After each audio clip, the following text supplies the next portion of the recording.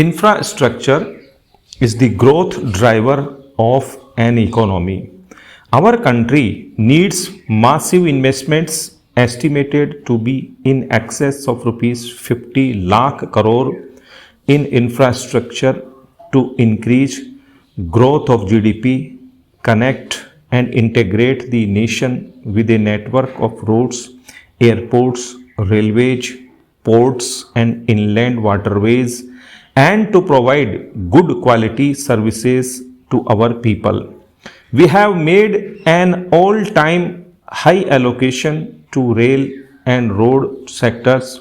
We are committed to further enhance public investment, provision of key linkages like coal for power, power for railways, and railway rakes for coal have been rationalized and made very efficient.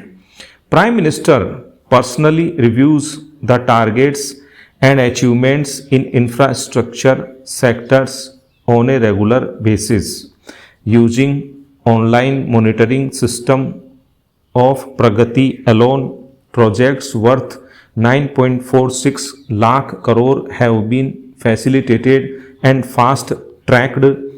To secure India's defenses, we are developing connectivity infrastructure in border areas. Rohtang Tunnel has been completed to provide all-weather connectivity to the Ladakh region. Contract for construction of Zojila Pass Tunnel of more than 14 km is progressing well. Para. I now propose to take up construction of tunnel under Sela Pass. For promoting tourism and emergency medical care, government will make necessary framework for encouraging investment in sea-plane activities. Urbanization is our opportunity and priority. My government has rolled out two interlinked programs, Smart Cities Mission and the Amrit.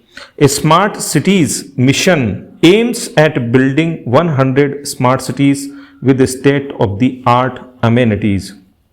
I am happy to inform that 99 cities have been selected with an outlay of rupees 2.4 lakh crore.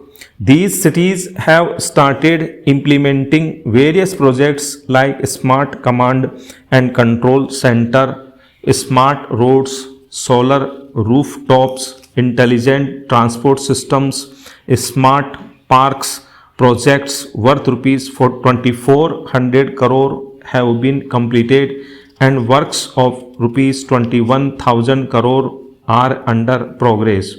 To preserve and revitalize soul of the heritage cities in India, National Heritage City Development and Augmentation Yojana has been taken up in a major way. India is blessed with an abundance of tourist attractions.